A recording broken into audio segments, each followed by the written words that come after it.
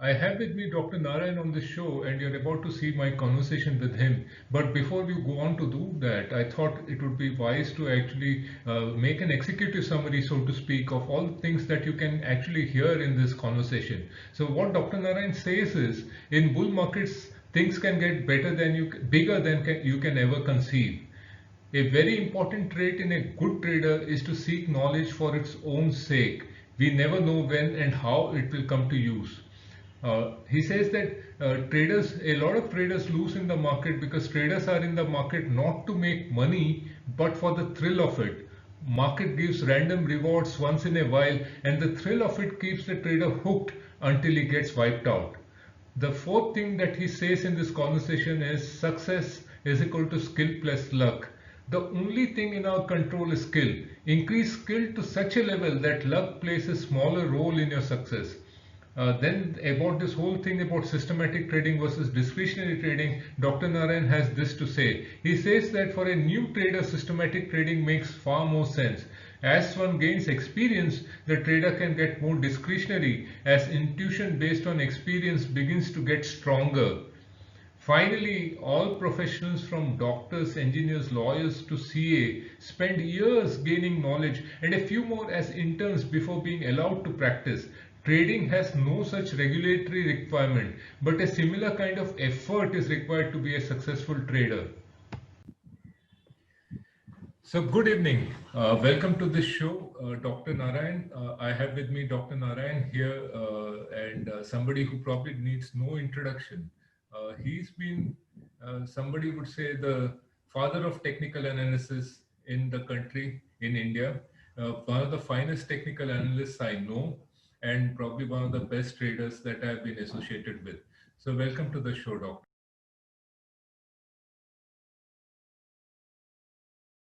So that is true. So you got into technical analysis and then you saw the Harshad Mehta boom too, and the Yeah, Harshad Mehta fall, yeah, the post, the yeah, impact after that, and uh, and then the 10 years or 8 years of long sideways correct. consolidation, right? Yeah, So for a very long time, probably technical analysis was something that was the only thing that would work in the yeah. market, right? It, Because it, it was. It was really that way because, you know, 1985, 86, okay, 1986 June was the top of the yeah. BSE index, 664, by the way. Oh, you remember That, that? yeah, Huh. that was the highest that it reached. And Hmm, at that point of time, we thought this was something crazy, right? Incredible. How can this be topped? And from there, by about March of 1988, it fell down to 390. And then we said it's all over. This is it. Now there's no more hope. And all that. And then Harshad happened in 1992. And that was a huge boom because from 390, yeah, hold your breath, we went to 4,500. in the Now, can you, index, yeah, yeah, in the index, can you imagine that? 400 to 4,500.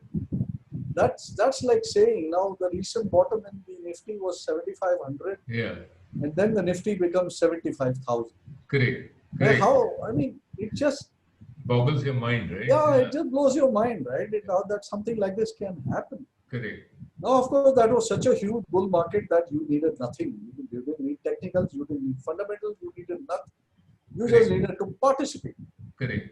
And that was a huge lesson also that you need to participate. Otherwise, you can pontificate Hmm, all you want.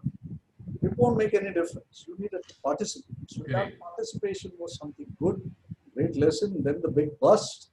That was also a huge lesson because from 4,500 we came down to something like 2000 odd, right? 2,700 or Yeah, somewhere around that. yeah, So that was like it almost became lost about 40% of its whole value, 40-50% I think almost. And all that experience was great. And then, like you said, till about 98, it was just a big churning market. And in the churning market, everybody had their uh, ideas to push and whatnot. You must realize that I have been singularly lucky, for which I will forever be grateful to the Lord, that I was present all through these kinds of major growth points of the market.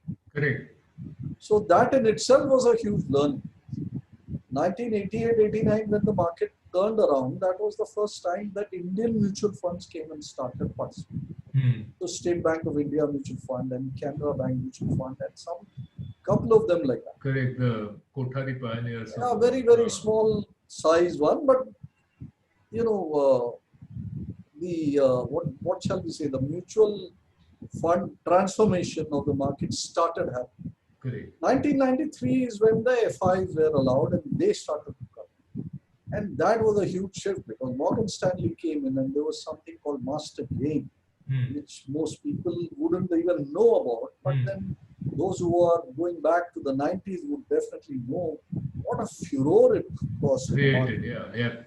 Just to tell you the furor, that when Morgan Stanley Master Gain opened for subscription, okay, it was a closed-ended fund.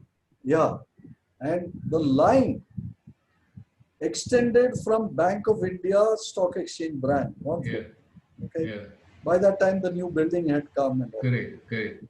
From there, I think almost up to VT station.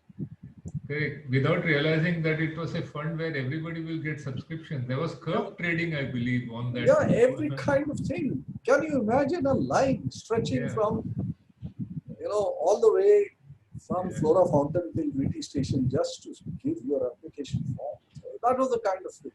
Correct. So all these were great learning experiences. True. About how things can become much larger than you ever conceived it to be, because your perspective is only limited to what you see and what you interact with. Correct. And then suddenly you have this new thing, which is like 5x or 10x of what you have ever seen. Correct. And that changes your perspective.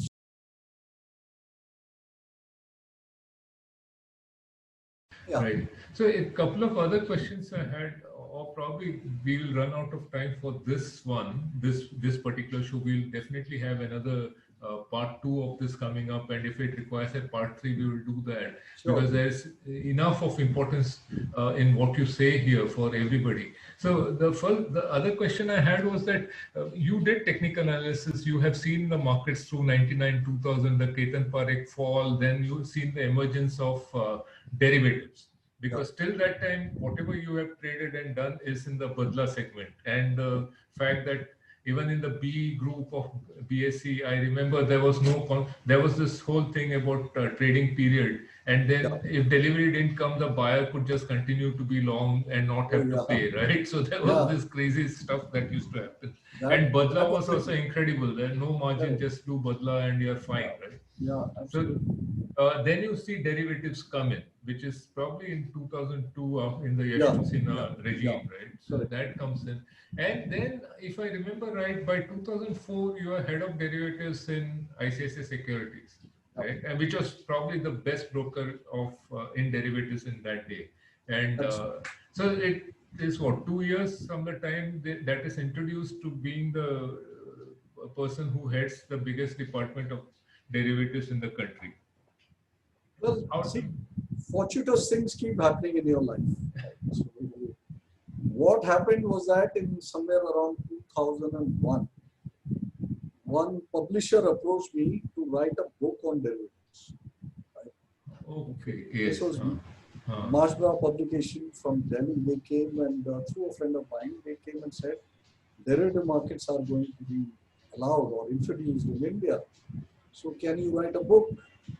Now, I've always been slightly adventurous sort, so I said, okay, I will do this. Correct.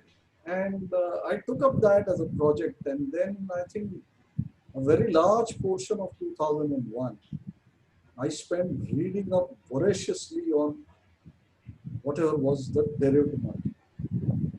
And I informed myself to a very good extent about what is futures, what is options, and the whole stuff. And then I actually voted, and I published that book also. It's called Futures and Options for the Common Investor.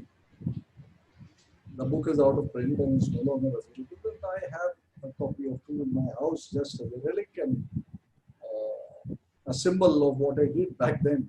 Great. I don't think I would read that book today because to be then, but back then that was among the very, very few books. That was And I available. wrote it in a very simplified way without going much into option because at that time option markets were not to be introduced. Great. It was the which futures came. market first. That only index futures. Yes. So I concentrated more on the futures, which was quite a linear market, right? Yes. The non-linearity of the options is what is the complication. Correct. So since I was very adept at trading the Badla market right in those days, so I knew what was, contango and stuff like that, and how it went, what was a forward contract, and what's a future contract. And so I knew the stuff, so I wrote it, so I knew the thing. And then it just happened along the way, and people were needed at that point of time, and then it just happens that somebody was handling the derivative desk at ISEC. He up and went abroad, and then there was this vacancy, and then people look around and say, "Hey, kisko derivative aata hai?" I said, "I know the spelling of it." So he said, "Okay, you're it." Okay. So it was not as facetious as that, but having a little bit of background helped. I'll tell you a similar thing which happened sometime around 1999, 2000. I was at that point of time with another company, and that was the tech boom. And 1999, I had gone to the US to attend a technical analysis conference. And At the Las Vegas, yeah. Yeah. So I came back after that, and that was the time this boom was going on, and I was so charged up about the dot-com boom and about all the stuff which was happening. And given my penchant for reading, I read up a lot of it on that, and then suddenly my company at that time decided to develop a portal because everybody was doing it. You had to have a portal. Correct. वो तो होना ही था. हाँ, absolutely. So the same thing happened then. अरे portal के बारे में किसको पता है? So then I hesitantly raised my hand and I said, "I've read about it." Well, okay, you're in charge of You're it, yes. developing the portal. So Yeah. I came to know a great deal of things. So I went and got in touch with Wipro. Then I got in touch with the Godrej guys, Choksi Infotech, and these guys all. Can you imagine Wipro quoted me 75 lakhs? In that day. Develop a website. Can you imagine this? This is what quote was given to me by Wipro. I said, "Oh, this is too much. We can't afford this." Then there was some smaller outfit called Choksi Infotech. They quoted me half of that, 38 lakhs of it. So kind of them. Very obliging.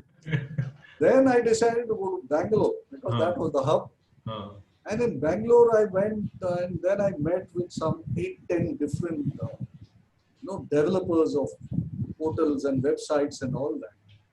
And then I froze the whole contract with one of the companies for 18 lakhs of rupees and payable by stages. And that my company guys felt was a tremendous thing that I did. Correct. And they gave me a bonus. I was going to ask you that. Did you get a bonus for this kind of incredible work? Yeah. So I got something which was quoted at 75 and I got it done at 18. 1/4, yeah. Today you can do it for maybe 1800, right? You can do it yourself actually nowadays, I think. So the point here is that if you become knowledgeable about something, right, then some opportunity will present itself. True. And then if you're the guy who can satisfy what is required for that opportunity to be seized, either by yourself or by people around you, then you're advantaged. Right? And this is exactly what I have been teaching in my training programs. That you need to be informed, you need to be educated, you need to really equip yourself, skill yourself with knowledge first and foremost. Yes. Because you don't know what opportunity is going to come. Correct. I didn't know somebody was going to ask me to write a book on derivatives. It happened. right? And because he thought I knew technicals and technicals were somewhere remotely connected with To derivatives, huh? trading and derivatives, so he came to me. Huh. And then I skilled myself a little more and I wrote it. And that helped me somewhere else. After some 5 years, something else showed up. Correct. I said, hey, you have done this, so you should know. Yes. And then it landed on my feet. Hey, Yes. you know something about .com. Why? Because you went to America and came Yes. back. Correct. Then this, that. The country of .com. Yeah, exactly. And then you read up on it, so you know. So here it is. Yes.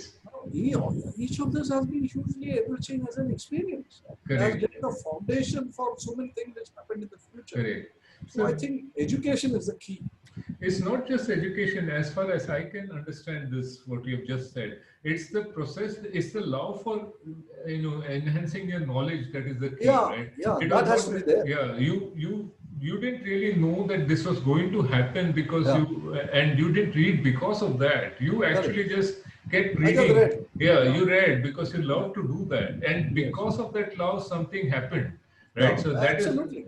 So it absolutely. So that is the key. I think keep improving your knowledge and in trading, in technical analysis, maybe in whatever other area, right? So now maybe algos, right? Maybe, but maybe I'm reading up big time on algos right now and how to do webinars and what are the various technological advances which are happening today. Because I don't know what's going to come up next. Correct. So I'll go for a retail trader, whatever. I mean, various things. And I know that you have done that already in terms of the Neo trader. And we will talk about. I actually developed the software. We'll talk about that some other time. We'll talk about that in the next. I've actually digitized all the knowledge into a software. So yes. Yes, you never know which we have to talk about because this is very important. So we'll end. Yeah, that's the future. That's the way for things to proceed to go. I think in the for the retail investor or the retail trader, that would be an immense help. So what I'll do now is I think we can take a.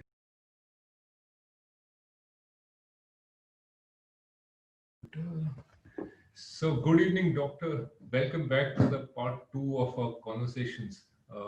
Back to be here. Nice to be back. Thank you so much. So, we'll jump right in actually to this basic question that is being asked by everybody. And that is, one of the questions is that where are the yachts of the clients, right? So, I mean, I know that you have done well as a trader. You have your proverbial bungalow and the mug, the so-called the trappings of having done well. Yeah. But the question that I want to ask is, where are the marks of the traders? Yeah, I think the marks of the traders, really speaking, are waiting in the showroom. It's just that they have to get their acts right, and then they can go and actually take delivery of their marks. Now, why aren't they there? That was your question. They aren't there because traders are not focused on it. Right? See, let's see it this way. Everybody comes to the market with a desire to make money. Now, everybody knows that there is a hell of a lot of money. And they believe that they will be able to take it some or the other. Why do they believe so? Because trading doesn't really seem to be a difficult job. Now, for example, if you stand by the side of a trader and watch him do what he does, what does he really do? He's just pressing F1 and F2 keys. That's about it. Right? Correct. That's all he does. Absolutely. He presses 2 keys, F1 to buy, F1, F2 to sell, or he's clicking the mouse 2 times. Yes. Right? Buy or sell. And that's about all the effort that he does. Correct. Other than that, he seems to be just sitting in front of the screen and staring at it. Yes. He may look at a few charts here, he may look at some screener.in and some numbers or whatever. But essentially what he's doing is pressing 2 keys. Correct. Clicking the mouse 2 times. Yeah. So what is the image that gets engendered in people's mind? It looks like the casino thing you do, tuck, exactly, and then ting, ting, ting, ting, ting, the money falls, right? You pull the lever. And then it disgorges all these coins, right? Correct. It looks as simple and as straightforward as that. True. Now, in the casino, that is really it. Okay. Nothing else. Yeah. So you put in the coin and you pull the lever. Yes. That's about it. Or you hit the button. There isn't strategy. There isn't any tactic. There is no timing. It's not as though you put in the coin now and precisely 23 seconds later you press the button. Yeah. None of that. Yeah. Then the money would come. Yeah. Last night when I was in Las Vegas, we were taking a taxi, and then of course the taxi guys talked to you, and then he said, "Have you played the slot machine and all that?" I said, "Yes, we played and we lost the money. So I mean, no big deal. We didn't expect to win, so it was fine." So he said, "I will tell you the secret." Yes. So I said, "Okay, what is the secret?" He says, "You must go and play it at 2:05 a.m. Okay, 2:05 in the morning is when you should go and play the slot machine." So I was extremely intrigued and I asked, "Why 2:05 a.m.?" Yeah. So he says that these people take out the money and they change whatever has to be changed at around 2 o'clock, between 1:45 to 2. So the algorithm is fresh or some sort of funky logic, right? So he said, so I didn't say anything. I said, "Okay, thanks. I will give this a shot." But it left me wondering that if this guy has the secret, then why is he still driving a cab? Right? Yes. That's a simple thing you would think of. So the real deal here is that playing the market is very, very distinctly different, even though it may look similar in terms of activity. Correct. However, behind the activity, behind that mouse click, lies so much of activity, which is invisible to an observer. And that is really what makes the difference between a good trader and a bad trader. True. Bad traders are just clicking F1, F2, or they are clicking the mouse and hoping for the best. So they are really in Vegas, in a casino. That is what they are. And a very large number of people are from that category. Now you may wonder why so many people are in that category, or when will they learn and why don't they improve? The reason behind that I found, looking at traders and having worked with them, many of them my clients, many of them my students in training, many of them whom I have mentored. One thing common theme I've seen is that a great deal of people, great number of people here are not really here to make money. That might seem very paradoxical, right? We come here to make money, but then they are taken up with the joyride that the market presents, and the kind of thrills. And the market has this extraordinary capacity to give you a random reward every now and then. True. So it's like the monkey which keeps getting the nuts and then goes and does a trick and comes back and then puts out his hand, and once in a while you give it, right? Yeah. So psychological experiments have been done with that, right?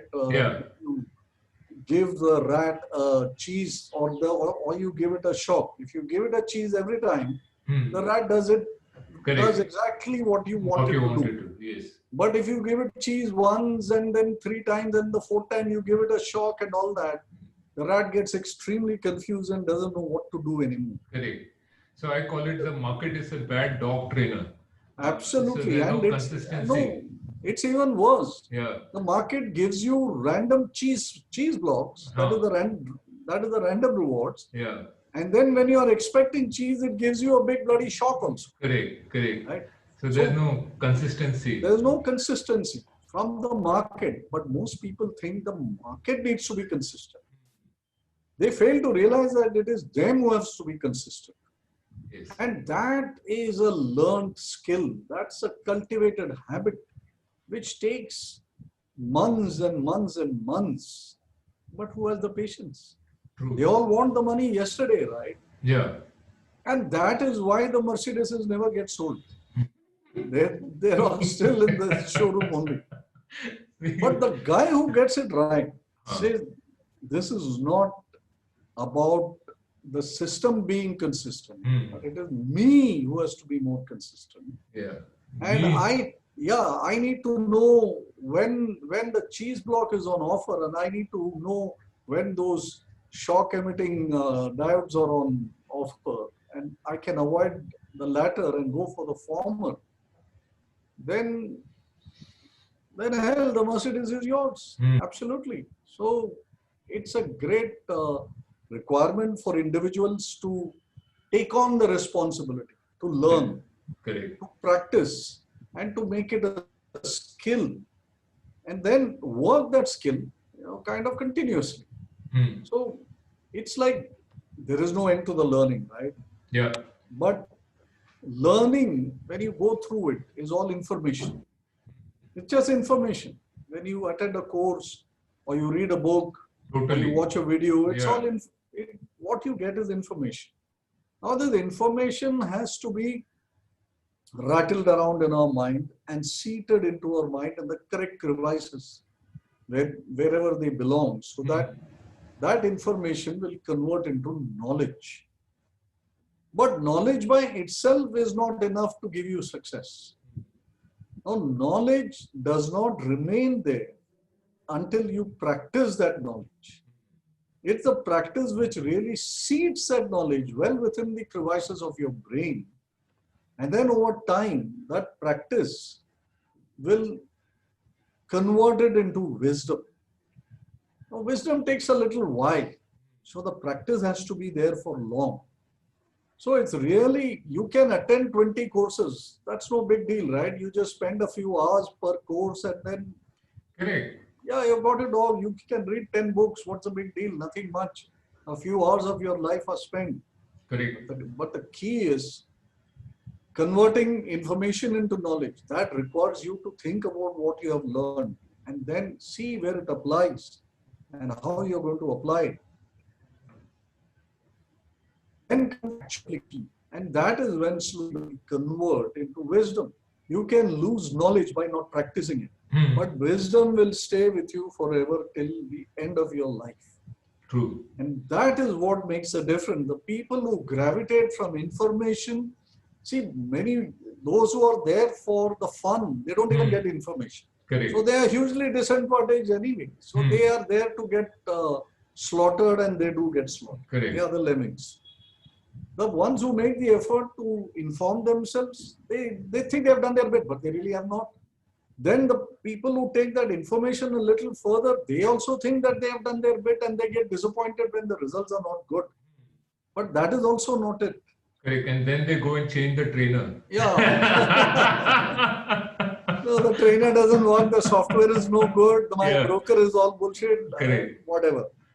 So it's that working at this over and over and over again, and then persisting with it, that is what will take you. And then you'll have your Mercedes, you'll have your bungalow, you'll have your yacht also. Why not? Correct. Yeah. Correct. Also, I had another thought on this matter, which is that, for an investor to be successful, he has to have one or two stocks and have the wherewithal to hold it for a long time. So when you have to be right one or two or three times, luck can play a huge role. If somebody picked up a HDFC Bank in the IPO, for example, in 94 and remained with it, 1 lakh rupees in 94 has become 8 crores today, 8 crores for doing nothing, right? Absolutely. So therefore, if he was right only once, and that could be pure luck too, like saying कि HDFC अच्छा लगता है तो मैं ले लेता हूँ type of thing and forgot about it. Or we have all heard stories about somebody's father bought Wipro shares, पड़ा था 100 rupees face value वाला, अभी मैंने देखा trunk खोल के तो यार I am now worth 10 crores, what am I doing in life types. So some stories like that, because it just highlights that for an investor to be successful, you have to be lucky only once. As for a trader, luck plays a very small role, I think, because consistently you have to make money, and consistent money can't happen through luck. Because there is a trader trades several times, so there is a probability involved, and you have to be lucky. You have to be right more often than not overall, and that can't be pure luck. Whereas I think investors, a lot of times, sometimes some father bought Colgate and chhod ke gaya type of stories are there. True. Actually, that just reinforces the point that I made earlier. Yeah. That all these stories, they are abundant on WhatsApp. What do they also tell you? Correct. There is no need to work in the market to produce the result. Correct. It doesn't matter. Fundamental kar lo to kaam hi kidhar hai. Just buy the stock, put it in, fill it, Yeah, shut yeah. it, forget it type thing. Coffee So can. everybody is asking for only what is the stock I can buy and just forget about it. Correct. Meaning what? You will forget about it and it will make you money. I mean, come off it, man. Such a thing, if it were to exist, then everybody would be doing just that, right? But the stories are so many. Correct. And most of them, like you correctly said, happen to many by luck. Correct. It has happened to me also. I got left with 100 or some couple of hundred shares of Bharti Telecom, which was the parent of Bharti Airtel. And this got delisted at 90 rupees. Okay, only at 90 rupees. And then everybody forgot. I also forgot that I had these shares and they were in physical form and lying in some drawer and whatnot. Till I started getting letters saying that, do you want to sell it? Do you want to sell it? Now we'll give you 400 rupees. Now we'll give you 600 rupees. Now we'll give you 1,000 rupees. And then I'm frantically searching for those shares now because suddenly it is worth something. Because without doing a single thing in my life, even forgetting it, doing the ulta, right? I actually did something wrong. I forgot that I had these shares. Correct. Right? And then that suddenly became a whole lot of money. Yeah. Even I'll tell you this to be, see, this may sound facetious, but then Fidelity, right? It's one of the largest funds in the world. Fidelity announced that the people who got the greatest amount of return from their funds, they announced some 3-4 names and said these people have got whatever humongous amount of return. And they said all these people are dead. They were dead, right? But their units have been not just transferred and all. It's just there in the books, and over a period of years, it has just the compounding the compounding effect. So then they said the second largest returns are people who have forgotten. They are alive, but they have forgotten or they don't know that the stocks are there. Correct. So what does this really prove? It proves to the people at least that there is no need to work. And that's like music, right? To Correct. The ultimate utopian stuff is I don't work and I enjoy all the fruits of not working. Correct. Right? And the world also doesn't look down upon me. And so if you say I'm an investor, right? In the olden days when people were generally Vela, right? Not doing anything, they would say, my son is attempting IAS. IAS exams used to be so tough, they still are, that we don't get through. Then later on in the 70s, 80s and 90s and all, it became my son is doing CA. Correct. 5-6 saal the log gaye. CA is an endless attempt. Yes, your son, if somebody says, my son is doing CA, nobody asks any further. So it's like that. People who are doing nothing today, they to cover up their lack of doing nothing, they say that I am an investor. So it's this image kind of thing. So it just reinforces the point that people feel that they don't have to work in the market. So investing has that image. But when it comes to trading, there's a whole lot of work. It's an unbelievable amount of work. Yeah. Even if you were to just buy and sell, and even if that is all the work that you do, as a trader, you buy and sell a lot more often compared to an investor. So it looks like a whole lot of work. And behind that whole lot of work is a mountain of work which is not even visible, which also needs to get done. Now, as an investor also, you do need to do all that work to be successful. Otherwise, it's plain luck. So it seems anathema to most people that why should I do all this work? Correct. And take on this burden of making efforts and losing money here and there and then waiting for the long term. Instead, I can do nothing and be an investor and just take some tips from here and there. And It's fine. So this now brings us back to the point that you made, that the role of luck, which plays a great deal. Now, lots of people are investors, right? Yeah. Very large number. In fact, much larger than traders, probably. Yeah. But very few of them are really successful. Correct. So anybody says that I have a portfolio, I would wager a very large sum of money that for almost 80% of the people, that portfolio is not making money, not made money ever. There is nothing in that portfolio to feel proud about. This is what. Yeah. So if you ask an ordinary guy investor, he says, how are you doing in the market? I'll tell you 9 out of 10 will have this as an answer. Well, I've been investing, for quite some time. I've won sometimes, I've lost sometimes, but it's okay. I'm doing all right. Yeah. Correct. This is euphemism for I'm doing shit and I have not made a single rupee in the whole market. Correct. As long as he has done it, so he'll never say कि वो कुछ खराब किया है. And he has not booked any loss. He's just allowed it to be. Yeah. But mark to market, if he takes it, his portfolio will actually be down by 80%, which is not acknowledged. Yeah. The trading arena, on the other hand, forces you to acknowledge. Correct. And absolutely, what does it force you to acknowledge? That you have goofed up. And why have you goofed up? Because you didn't know, you were ignorant. You didn't have the skill, you didn't have the money, you didn't have the knowledge, you didn't have the infrastructure or setup, whatever is needed for the trading environment. You didn't have whatever skills are needed, you didn't have whatever requisite capital is needed, you did not have whatever mental capabilities you need, you did not have. You did not gather them either. Money can be got, infrastructure can be built, skills can be learnt and practiced, mental capacities can be developed through specific laid down processes for that. There is a solution for everything. But hey, that is too much work. Yeah. Now who wants to do all that? So this is the reason why people would rather ride their luck than go into trading and then challenge their luck. In investment, they don't have to challenge it. Correct. And over a long period of time, 5 years, 10 years and all that, the market does it for you. Right? Every 5 years, there is a bull market cycle. And in that bull market cycle, 2-3 of your stocks are going to run. And then you feel good.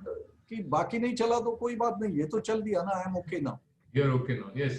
And if you're really lucky, then a couple of them would be 10 baggers, and then you would be saying, exactly. So it has happened, and then you made some money. But then in trading, that you have to challenge your luck.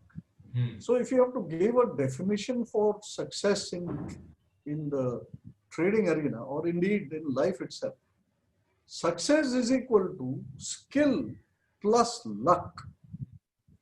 Now, success, if you put as being is equal to the knowledge plus effort, right? That is what is expected to bring you success. That is why you study, you do higher studies, and then you get a good job, and then you work hard at it, and etc. etc. This is the standard pathway that everybody lays for success. Correct. So, if is all that, and that is what is your skill. So success is equal to skill, and then there is an element of luck. The right man at the right place at the right time. Yes. That's a cliche, but that is true. That is true. Right? That is true. Yeah. So 1 or 2 wrong decisions and then it's gone. Correct. Right? So it is really the skill. So if you want more success, so you can have more luck. But that is not. Or you can have more skill. And it's very evident that between skill and luck, what is under your control? Luck is something which happens to you by the by. Sometimes it is in your favor, sometimes it is against you. But skill is something that you can gather. So where luck plays a large role, right? Because you are interacting with the market so much more frequently. Now, why is that, Jermaine? Because as long as you're with the market, you're not a player, right? You're not involved, you're not a participant. So there is no risk to you. But the minute you take on a position of 100 shares long or short, then you have a position on in the market. And as soon as you have a position on in the market, what really starts off is risk. The risk of this position not coming through. The position can stay there, then what you will lose is opportunity cost, right? Or interest cost and all that. But you also run the risk of that position going against you. So risk is on. So the more number of times that you interact with the market, the greater is the amount of risk that you're running. An investor, by not interacting at all, is in a way taking care of the risk. But then you know the cliche of risk to reward. The more risk you run, the more reward you get. Right? So in the case of an investor, success is equal to skill plus luck. Now skill for an investor, a normal ordinary investor, skill is equal to 0. Right? The skill is only having a network which occasionally produces some good tips, so to speak. That's only skill. So the investor is all luck. Zero control on its fate, in its outcome. Luck, outcome you don't know. But so the element of risk is somewhat reduced and he does not have to address it. But a trader, when he engages the market more and more and more, he is taking on a larger amount of risk. A greater amount of risk. And therefore, he cannot afford to allow luck to play a greater part. Because then luck can really desert him when he needs it the most. So what is left? The only thing that is left for him to ensure his success in trading is to equip himself with skill sets. Skill in trading, skill in reading the market, skill in technical analysis, skill in understanding market regime, market environment, what will affect what in which manner. All of these things are part of the skill that he has to acquire. And therefore, as you get more skilled, that is when sometimes luck will come in and it will enhance the output of skill multifold. Right? Correct. But your skill will also allow you not to get, badly beaten when luck is working against you. Yes. So skill will work in both the cases, for you when luck is with you, and again for you when luck is against you. Correct. Minimize the damage, right? Absolutely. So this is why gathering skill and becoming skilled at what you're doing, that is very, very essential. Totally. Yeah, actually effort and time required to develop that skill is the key, I think, to trading. And skill comes in all forms, not just knowledge of the technical part of it, but also the psychological aspects of it. Yes. Everything. I agree. So, that brings me to a completely different point. So if there is a new trader entering the market, who kind of understands this, that he needs to develop his skill and work on it, etc. There are, in trading, unfortunately, at least 2 different types of trading, right? One is a discretionary trading where, and the other is systematic. Systematic is probably a more distilled form of discretionary, a discretionary rule which is constrained by rules to make it systematic, right? That's how the systematic comes out. What would you suggest to a young trader? Would you say first, between these two, discretionary and systematic? Yeah. So see, when you say discretionary and systematic, and you describe what is systematic, that it's a more evolved way of coming from discretionary, etc. It's more constrained, maybe not necessarily. And more rule-based. More rule-based, yeah. Right. And, but this also comes out of learning. Right? Yeah. Now let's take them individually. What is discretionary? Discretionary means you're playing by the gut. Let's say, to put it colloquially. Correct. Right. You have this intuition that this needs to be done. Right. Now, intuition really resides in your mind. Right? People think this is instinctive. instinctive is a bodily function. Hmm. Okay, it's a response of your body to a To trigger. a stimuli, yes. Yeah, it's not instinct. It's actually intuitive. Yes. So something is happening on the screen and it triggers something in your mind. Correct. Something you Then, know. Yeah. yeah, something you know. But also for you to know, you got to put it there first, Correct. right? Hmm. What happens to most traders, newbie or otherwise, who come into this fold is that they just keep there, they just keep doing it. It's it's like a it's like a carpenter's son learning the art at the feet of his father. Hmm. Right? He just watches his father do it and then he does, but he has not learned that, you know, the and certain things or the theory behind it and how he can actually use different ways than his father was using, because now he's more educated about the toolkit. Correct. So they just learn by doing and they learn by trial and error, and that learning is never structured. But if you have to be intuitive and that intuitive response has to really work well, then education is a must. You got to put things in here. Hmm. And intuition is something that you have learned, but whatever you have learned gets overwritten for a period of time. So Hmm. again, we come back to the same point that if you don't practice what you have learned earlier, it will be very difficult for you to be intuitive in the first place.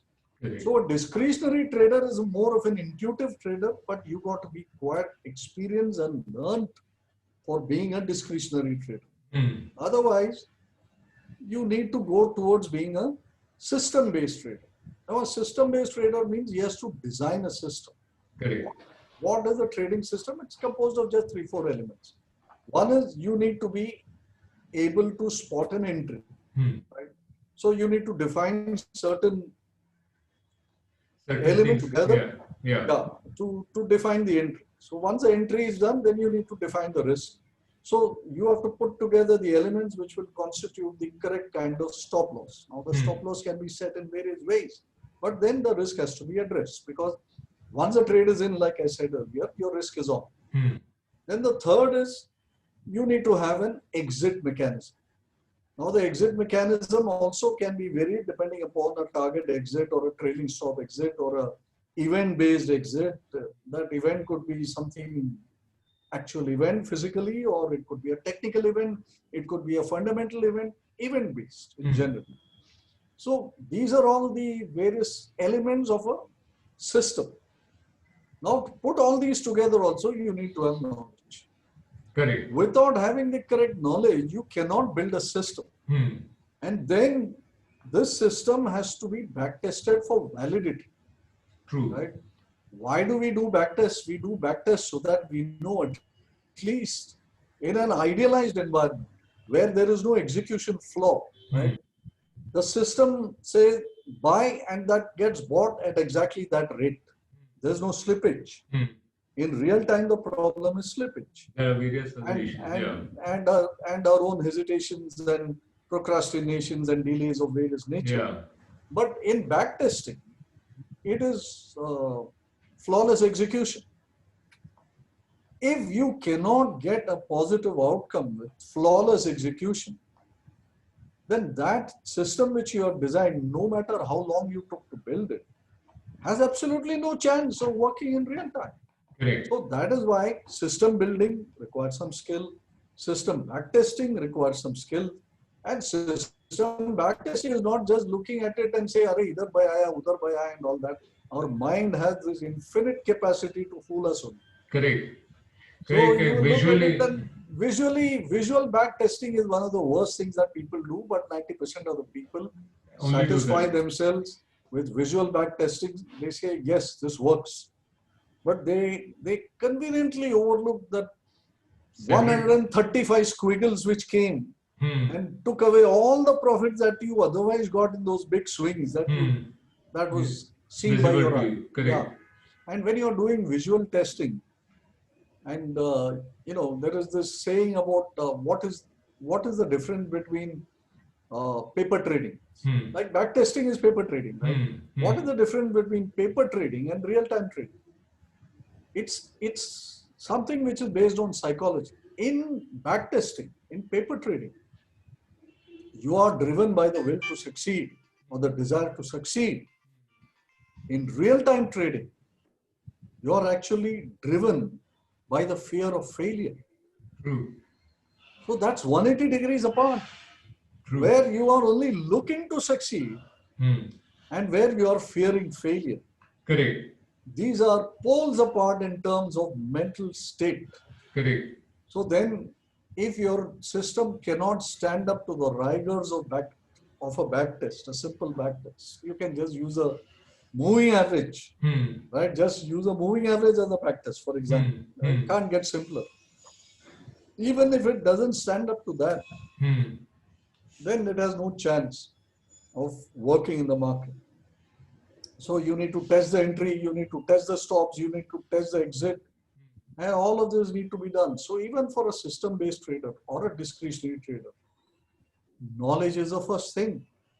Now, on that context, this is something which is completely overlooked, but which should be visible to everybody. Now, you get to be a professional, whatever, and you spend at least 4 years. Yeah. Minimum. Minimum 4 years. Yeah, I was going to ask you that in any case, yes, but that is true. Yeah. Yes. You spend minimum 4 years either training up to be an engineer or a doctor or a chartered accountant or an advocate or whatever, right? Whatever the profession you are into, at least 4 years of dedicated study and examination and oral. Correct. So there is viva, there is written. Yes. Whole lot of things. Some internship may be thrown in. Some internship for you to practice it, absolutely. Yeah. Now all this, right? Look at a CA. I mean, whatever, 2-3 years of internship that they do. It's like total gada majuri they do. Correct. And they have to go through the grind. There is no way out of it. There is no way out of it. You finish as a doctor, then you have to do the internship here.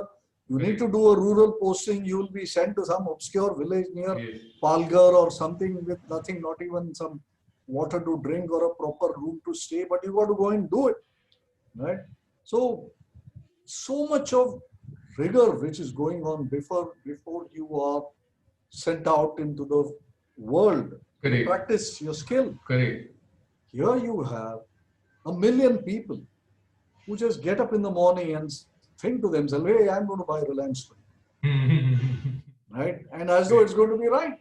Correct. You might as well, get up and say, hey, I feel like doing some brain surgery today. Come on, who's going to be who's going to be the guinea pig? Correct. Who will allow me to do brain surgery? I don't know the first thing about anatomy of the skull itself. Where do I make the cut? Where do I make the suture? Which is the parietal bone? Which is the occipital bone? Where do I cut to reach which area of the brain? Yeah. But we learn on the way. We learn on the way. Yeah, okay. Here is the saw. Cut away. Yeah. And then how to cut?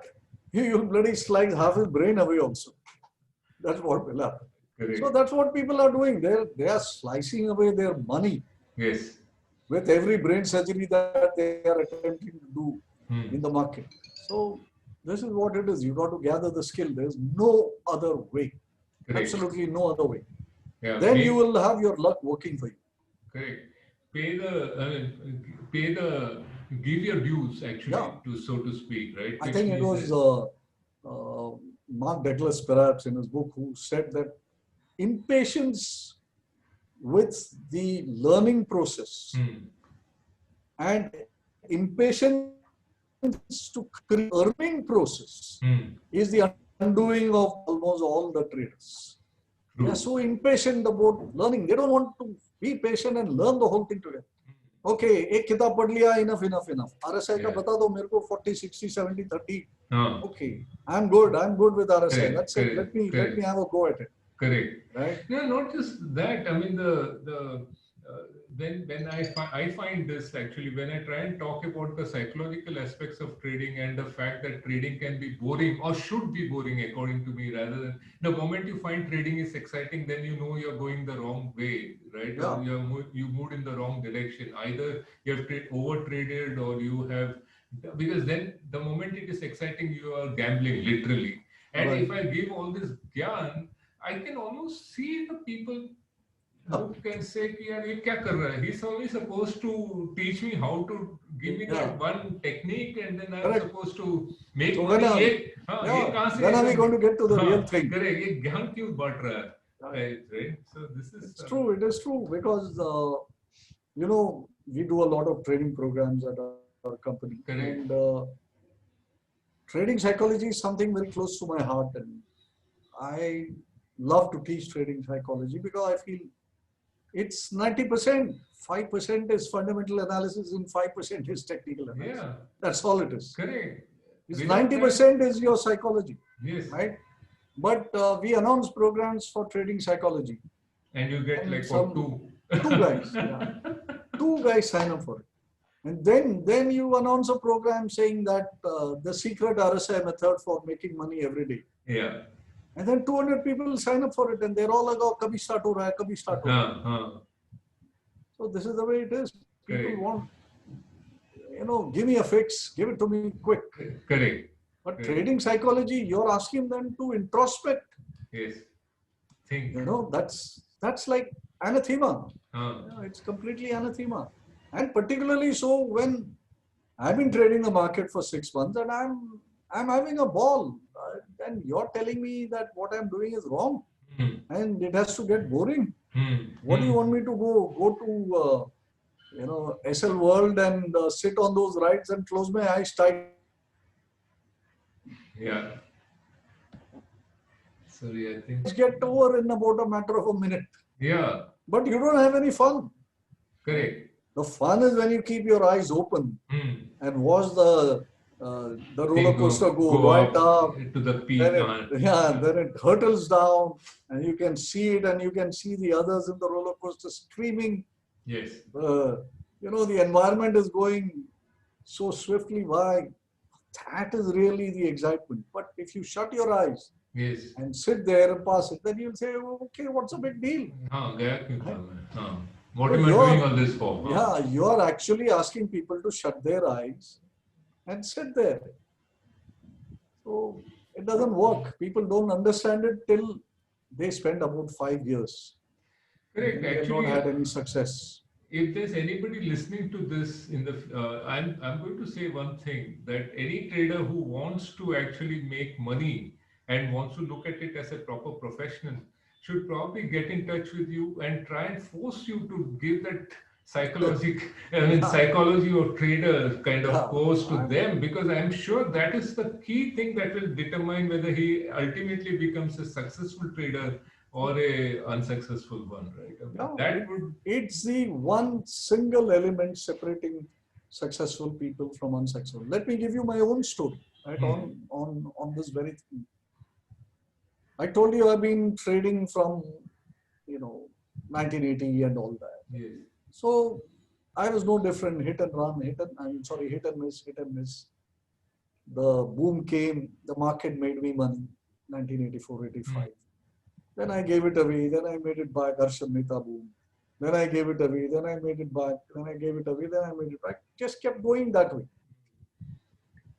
Then somewhere, and obviously this was not so satisfying. This is not really what you signed up for. You signed up for unending series of successful trades. Correct. Right? It was not happening. And then you keep thinking about why it is not happening, and then you set on to that pathway as to why it is not. And that is a journey of self-discovery. And then I remember this very distinctly. I was reading this book on market psychology. Very, very good book. Difficult book to go through, but very good book. It's called The Disciplined Trader, Mark Douglas. Yes. Tremendously difficult book to read because Mark himself says, when I met him and I told him about this, in fact, I have an autographed book of Mark Douglas of System Trading. Oh, okay. So when he came to India, I took that. When I went to US, I met him and spoke to him. And he said, The Disciplined Trader is actually a horribly written book. This was from the author himself, by the way. But it's a brilliant book, where Mark really let go his thoughts in a free-flowing way. And I was in a train coming back from Shirdi. I'd gone to Shirdi. right?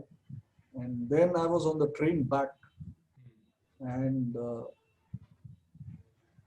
it was around, I think, about 8:15 at night, and I was reading this book, and my wife was asleep or she was reading some magazine or whatever. And then that is the aha moment, exactly. I remember that moment so precisely that I can tell you the day, the time, the place, everything. Because when you have an aha moment, you never forget it, right? You Correct. never forget that. You know, that It is changes, it is that point of transformation from who you were before and who you become later. And that was what did it. When I was reading through it, I had read it one or two times earlier also. But in that, I think that must have been the third or fourth reading of that book. It suddenly struck me as to what is the whole game and where am I making this mistake? And it was all the mental makeups and the belief systems that we carry in our mind. And all that got shifted away in what I was reading. And then the whole thing was anew. I started reading the book again from the start. Right that moment I stopped where that page where I was. And I went back to the start, started from introduction. Okay. And I started reading it all over again. And I must have read it another 5 or 6 more times. Till now, I think that entire book is by heart for me. I can quote passages from it. Oh, okay. Without even looking at the book, because it is so incredible what it has written. Everybody has written it. Okay, there are so many other authors. Correct. Just that I got Michael Douglas. Yeah, I got Mark Douglas and I picked this, and it just happened. I read everybody else, Ari Kiev and and those two females who wrote Ruth or Roosevelt, I think, and so many of them, and it is that distinctive moment that needs to happen in every trader's life, right? Which creates this shift.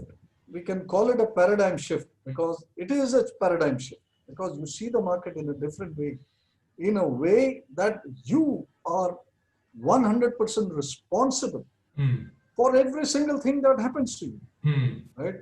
So Mark Douglas in his book in Trading in the Zone, that's the second book where he says that the amount of losses that you rack up is the extent to which you still do not know, enough about the market and enough about yourself. So long as you don't know enough about yourself and enough about the market, you will still go on racking up losses. But many people don't realize that there is two parts of knowing here. And everybody thinks that I can go and learn about the market. I can learn technicals. I can learn fundamentals, and then it's solved. It's not. It'll still be a function of how much you know yourself. Correct. And how much you know yourself is completely the psychological area of the market. Until you get that right, you can learn everything about, about technical analysis. I would go on record by saying that very, very few technical analysis books that I have not read in the past 40 years. Right? I still read basic books even today. When they show up, I still read them. But it's not that. It's how much of self-learning also you do. I think when you combine both of this, by the time I read and discovered that aha moment, I was already considerably read up on technical analysis. Correct. So that transformation, that transition from being who I was and who I became was a lot more easier. And then to practice it became a lot more easier because you already had skill in one area. And then you had to only augment it with skills in here. Correct. That's the difference. Yeah. So in fact, this brings me to the logical question, right? So if you had this ability to go back in time and, at any point in time in your life and, advise your younger self something, what would be that one or two things that you would like to tell the younger you, Well, one of the things definitely is that I wish I had paid more attention to market psychology much earlier. Yeah, right? which that I thought would be yeah, right. So that would have saved me a lot of money, which I blew up. Second is, as a trader, right? I've always been a trader, more of a trader, less of an investor. And I have invested here and there, and okay, it's been all right. But I love trading. I love the process. I love pitting my skills against the market and all of that. What I've come to realize over time is that, and this we can discuss also in a context of investing, is that I would tell myself to be less active. Okay, now what do I mean by saying less active? You know, as a trader, you do tremendous amount of activity. And when there's active, so basic activity is what? Buying and selling, right? Aside from that, you also engage in a huge amount of chatter. Huge amount of chatter within yourself first, right? Huge amount of chatter with your charts, with your methodologies, and with your other people. So there's tremendous amount of chatter which is going on, which really obfuscates all the things that you already know, right? It creates a cloud around it. Too much activity means too much risk also you are taking. You don't realize that. Correct. No, as you learn new things, अरे अभी RSI सीख गया, अरे अभी Elliott wave सीख गया, अरे अभी WD GAN सीख गया, so I have to try that, I have to try this, I have to try this, and then you will come up with your own brain wave that I will marry Elliott wave into WD GAN. Yes. Then I will do this. Yeah. Right? You don't know there is actually a book by an author called Vodopic. Long ago I had read this. Richard Vodopic wrote a book where he did combine Elliott wave with GAN angles. Okay. And during those time, I used to be on a huge trip about GAN angles, and I ran into Vodopic's book. Dan Vodopic, not Richard Vodopic. Dan Vodopic. He actually tried to marry this. And he said how wave 3 will be against angles, how wave 1 will be against angles, how wave 5 will be against angles. Oh, it has to be like this. Yeah, all of this stuff. So you may come up with your own brainwave. That's what I'm trying to say. And then the activity increases even more. So the more activity that you produce, the more risk you run, directly proportional. Yes. And therefore, the more reliant you are on luck to come and stand by your side. Without realizing that you do not have the requisite skill set to do that much level of activity. You know? Correct. So, because if you have to be more active, like let's say champion table tennis players, you can say it for any individual sport, but you know, table tennis is such very hectic, fast paced, very fast paced, right? Hardly any time to react. It comes back. The ball comes back to you in a matter of let's say some microsecond or whatever. Yeah. Right. So unless you are extremely well practiced, extremely skilled in both forehand and maybe backhand, in smashing, in pushing, you know, in spinning, top spin or whatever else, backhand smash, and all the things that you need to deploy, you will not be able to play table tennis well at all, right? So the champion table tennis players have such high skills that they can engage in that activity, very high level activity, very repetitious kind of activity. Very fast, very fast activity requires very great skill. So this is one of the things I would tell myself, that hey, there is no need to be so much active in the market, right? Now, I do remember one thing which Ramdev Agarwal said, and which I think we can paraphrase here also. So somebody asked Ramdev ki, like, tell us some few multi-baggers. And then I think Ramdev put him down by saying, why do you need few or several multi-baggers? All you need is one. Right? You just need one. And then it's the Pareto principle then. 80% of your money will come from that one multi-bagger. Correct. As long as you have the ability to hold on, right? Hold on to it, right? So the same thing applies here. You need some one or two good trades. And then you need to have some other okay trades, but these one or two good trades, if they give you a decent amount of money, then your job is done. But we never have this definition of what should be the level of activity, right? And then एक trade हो गया, दूसरा trade हो गया, तीसरा, तीन trade on है, तीन नहीं चल रहे हैं, तो दो और लगा दो, right? And then then you remove two of them not working, and then you add two more, and then two of them got stop loss hit. So now you got to recover the money. So you take three more. So you see how many trades you have suddenly started. In the morning, you did not have even the vaguest idea that you will take 10 trades. Correct.